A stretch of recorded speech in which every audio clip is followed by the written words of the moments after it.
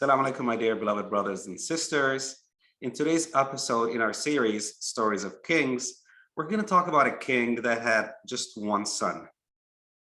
So he wanted his prince, his son, to grow, of course, and rule after him over so many lands and kingdom.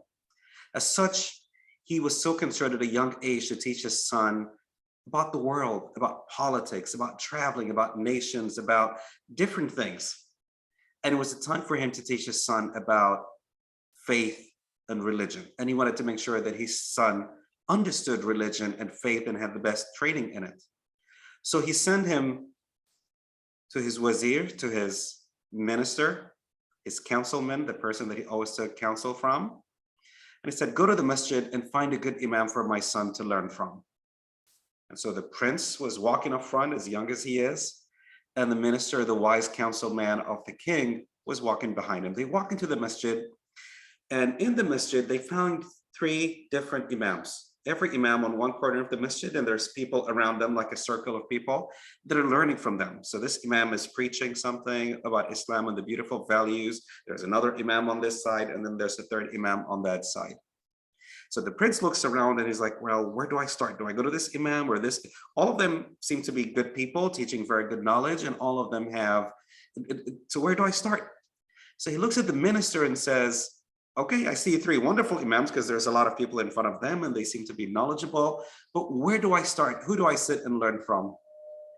The minister, this wise man, this councilman to the king, says, my son, follow me. And he kind of covered his face so that the person would not realize that this is the minister and the councilman of the king. But of course, he's an older person. So he holds this young prince with him. And imagine the imam is sitting and there's a circle of people around them, around the imam learning.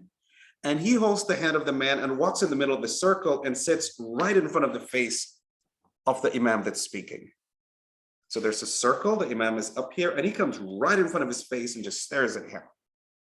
So of course, this is something that is very rude, that is very wrong. So the imam loses it. He says, what's wrong with you, old man? Go sit back there. I mean, this is very rude of you. How dare you just come and interrupt the class like this? And he holds the hand, doesn't say anything, just holds the hand of the prince. And it says, my son, come with me. And they go to the second imam, who has a beautiful circle. Everybody's quiet and learning, and the imam is speaking. And he brings this little kid and sits right in front of the imam to his face, just interrupting the whole circle. And it's just facing the imam in his face. And the imam, of course, loses it. Like, why are you so rude? What is wrong with you? Go sit at the back with everybody else. This is unacceptable manner and behavior. And yet this wise minister holds the hand of the young boy and goes to the third imam, who has a beautiful circle and, and is speaking to them and whatever. And he goes and sits right in front of, again, to the third imam, sits right in front of the circle and faces him and breaks the circle in the beautiful order that's there. And he sits right in front of the imam and just stares him in the face. The third imam looked at the person in front of him, this old man, and said, my father, I'm so glad that you joined us.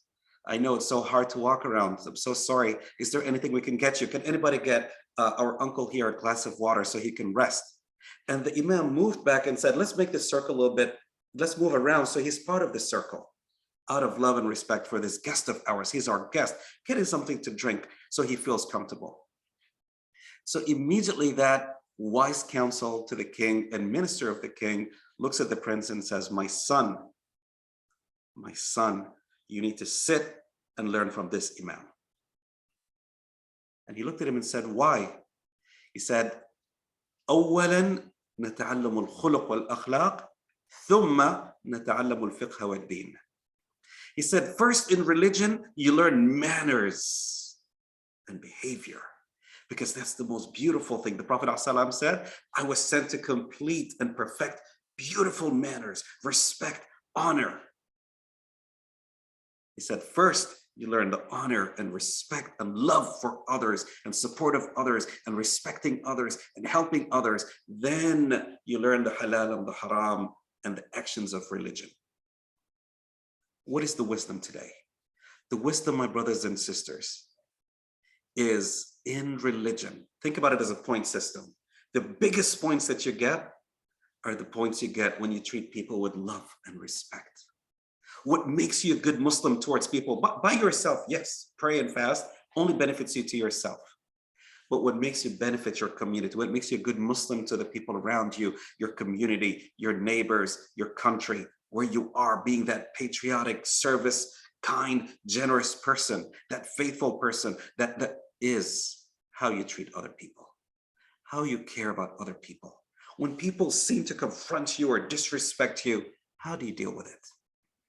Are you like the other imams that was quick to, or are you like the third wise, beautiful, kind imam that even when something seems to be inappropriate or wrong, was able to be very patient and self-controlling and respectful and forgiving? Not only that, and wanting to even help that person.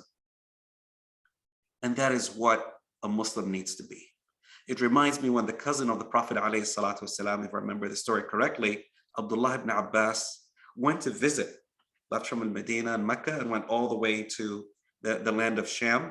And people were just, a lot of people were just becoming Muslims and new to it. So he went to preach and went to the masjid, and people were so happy that this is the cousin of the Prophet ﷺ. So they want to sit with him and learn from him. And he's sitting there in the masjid and speaking to them, and they're just listening and loving it. However, right behind the wall of the masjid, as he's speaking to them, right behind the wall of the masjid was a tree, and under that tree was a group of kids. And one of them had a very beautiful voice, and he had something like what we call the oud, something like a guitar or something, and he was just playing it, and they were sitting there just laughing and singing and very loudly. So imagine people in the masjid are trying to learn from the cousin of the Prophet ﷺ, this knowledgeable man that memorized the Quran and preached the Quran and was amazing. And here are some rude, disrespectful kids that are just singing and dancing in the middle of the street, and they were interrupting everybody. So one of the people in front of Sayyidina Abdullah ibn Abbas, one of them, the people of masjid that are there to learn, looks at this cousin of the Prophet ﷺ, this amazing, beautiful imam and great scholar, and says, raise your hand and ask Allah to destroy them. I mean, those are people interrupting us learning the Quran and in the masjid. Raise your hand and ask Allah to destroy them. So Abdullah ibn Abbas immediately raised his hand, and the entire masjid raised his hand, knowing that he's going to pray that Allah destroys them. Abdullah ibn Abbas raised his hand and said, and you could hear those people just laughing and having fun and playing their music, said, Allahumma, kama az'atahum fi dunyahum fa'az'idhum fi akhiratihim. Allah, you made them so happy. We can hear them laughing like now. You made them so happy in this world. Allah, make them happy in the hereafter. Make them happy on al-qiyamah. So immediately one of the people in the masjid just left the masjid and ran to the boys and says, you have no idea how lucky you are. He said, what do you mean? He said, we're in there with the cousin of the Prophet ﷺ. We're trying to learn about our deen and about our religion, and you guys are being loud and rude. And we asked him to pray to Allah destroys you. Instead, he prayed and said, Allah, you made them happy right now in this world, in this dunya. Make them happy in their day of judgment. They said, wait. The cousin of the Prophet ﷺ is here, and you pray that Allah destroys me, but instead he said, Allah, to make me happy in my hereafter? They said, yes. Immediately that musical instrument and just broke it, and he ran to the masjid and he hugged the cousin of the Prophet ﷺ and said, from today onwards, I am your number one student. And he started to learn the Quran and pray and use that beautiful voice to be one of the greatest imams and scholars. The key to people, if you want to win people, if you want people to love you, if you want Allah more important, you to love you, if you want to follow the teachings of this Prophet Muhammad ﷺ that you love so much and we love so much, treat people with kindness, with gentleness, and when they wrong you, forgive them. The moral of the story, and I always ask this question to a lot of people, and I say, who's your favorite imam? Especially the younger people. They say, I love Imam so-and-so. And I say, what makes him so good? And they say, because this imam, he has 300 clips on YouTube. Doesn't mean anything. Everybody could speak good. Do you know that Shaitan, the devil, demon, whatever you want to call him, is one of the best speakers in the world or the universe? If somebody speaks, doesn't make them good or bad. It's their actions. It's how they treat people out in the street. It's how they treat their family. It's how they treat the people around them. It's how they treat their neighbors. It's how they So the moral of the story, my brothers and sisters, is treat people with kindness and gentleness.